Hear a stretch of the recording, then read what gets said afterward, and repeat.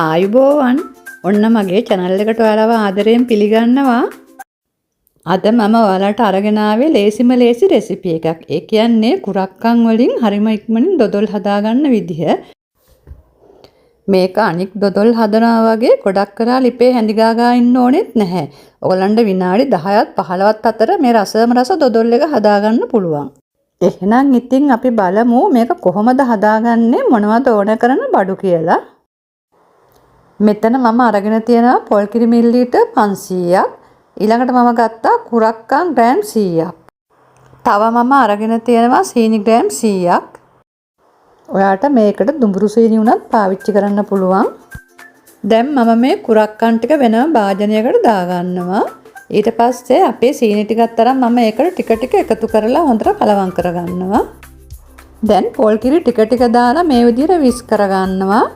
ඔයාට මේකට ගෑරුප්පුවක් හරි ලී හැන්දක් හරි වුණත් පාවිච්චි කරන්න පුළුවන්. එක සැරේ පොල් කිරි ටික ඔක්කොම දාන්න එපා. ටික ටික පොල් කිරි ටික අරගෙන මේ විදිහට කලවම් කරගන්න. ඊළඟට මම ඉතුරු පොල් කිරි ටිකයි ඉතුරු සීනි ටිකයි මේ විදිහට දාලා හොඳින් කැටි නැති වෙනකන් දිය කරගන්නවා. ඉතින් කුරක්කන් කියන්නේ හරිම පෝෂණීය ආහාරයක්. දැන් මම හොඳින් දිය කරගෙන ඉවරයි. අපි ඒක වෙනම පැත්තකින් තියාගමු. ඊළඟට මම පුඩිම දාන භාජනයට මේ විදිහට තෙල් ටිකක් දාලා අරගන්නවා. අපි මේක ලිපේ නොතියන නිසා ඔයාලට කැමති භාජනයක් ගන්න පුළුවන්. මගේ ළඟ රට කජු ටිකක් තිබුණා. මම මේ භාජනයේ පතුලට ඉහ ගන්නවා. ඉතින් ඔයාලට මේවා නැත්නම් නොදා වුණත් පුළුවන්. එහෙම නැත්නම් සව් තියෙනවා නම් සව් වට කීපයක් ඉහින්න. ඔන්න මම දැන් මේ වගේ පෑන් එකක් ලිපේ තියලා ඒකට සීනි මේස් හැඳි දෙකක් දාගන්නවා. ඊට පස්සේ ටිකක් තද පාට වෙන්න කැරමල් එකක් හදාගන්නවා. ලිපේ ගින්දර අඩුවෙන්ම තියාගන්න. මෙන්න මේ වගේ ලස්සන පාටක් එනකොට අපි හැන්ද පාවිච්චි කරන්නේ මේ විදිහට පෑන් එක කරකවලා අරගන්න. ඊට පස්සේ මම ඒකට එකතු කරනවා උණු වතුර කෝප්ප කාලක්. උණු වතුර ටික දාලා සීනි කැරමල් එක මේ විදිහට හොඳින් දිය කරගන්න. දැන් අපි හදාගත්ත කුරක්කන් මිශ්‍රණය නැවතත් හොඳින් කලවම් කරලා මේ නටාගෙන පැණි මිශ්‍රණයට දාගන්න. ඊට පස්සේ නොකඩවා හොඳින් හැඳි ගන්න. මේක තියලා වෙන තැන්වල යන්න එපා, ළඟම ඉන්න. මේ විනාඩි 5කට විතර පස්සේ මම ඒකට එකතු කරනවා ලුණු තේ හැඳි කාලක්. ගින්දර වැඩි කරගන්න එපා. කුරක්කන් පිරි දාලා විනාඩි 5ක් 6ක් යනකොට කැටි ගැහෙන්න පටන් ගන්නවා. මේ විනාඩි 10කට පස්සේ මම මේකට එකතු කරගන්නවා මාජරින් තේ හැඳි එකක්. ඉතින් අත්‍යවශ්‍යම නැහැ. ඔයාලට තියෙනවා නම් විතරක් දාගන්න. නොකඩවා මේ විදිහට හැඳි ගාගෙන යන්න. අඩි අල්ලන්න දෙන්නත් එපා.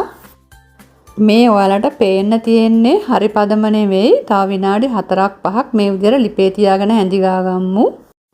දිය හින්දෙනකම්ම හැඳි ගන්න. මේ බලන්න මෙන්න මේක තමයි හරි පදම. මට මේක මේ පදමට ගන්න විනාඩි 15ක් ගියා. දැන් අපි ලිපෙන් බාලා තෙල් ගාලා හදාගත්ත භාජනෙට මේක ටික ටික දාගමු. දාගත්ත රට කජු ටික එක තැනකට ගුලි නොවෙන්න මෙන්න මේ විදිහට දාගන්න. දොදොල් එකේ තැන් තැන් වල හිඩස් ඇති නොවන විදිහට දාන මිශ්‍රණය මේ විදිහට හැන්දෙන් තද කරලා හදාගන්න.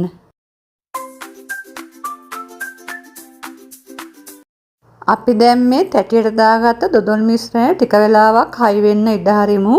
ටිකක් නිවුණට පස්සේ මම සීතකරණයට දාලා විනාඩි 15ක් විතර තියාගත්තා. ඉතින් සීතකරණයක් අවශ්‍යමත් නැහැ.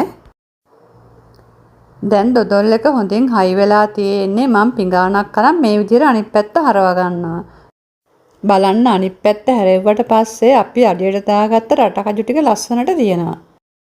ඔන්න ඔයාලට පෙන්නන්න ඕන නිසා මම කෑල්ලක් දෙකක් කපලා බලනවා. හොඳට සෙට් වෙලා තියෙන්නේ. ඉතින් මම ටිකක් ලොකු කෑලි වලට කපා ගත්තේ. ඔයාලට මේක කෑලි 10කට විතර වගේ කපා ගන්න පුළුවන්. ඉතින් මේ වගේ රස දොදොල් එකක් ඔයාලත් හදලා බලන්න. වීඩියෝ එක බලලා මාව subscribe කරලා කමෙන්ට් එකකුත් දාගෙන යන්න. අපි ආයෙත් හම්බ වෙමු. ඔයාලා හැමෝටම සුබ දවසක්.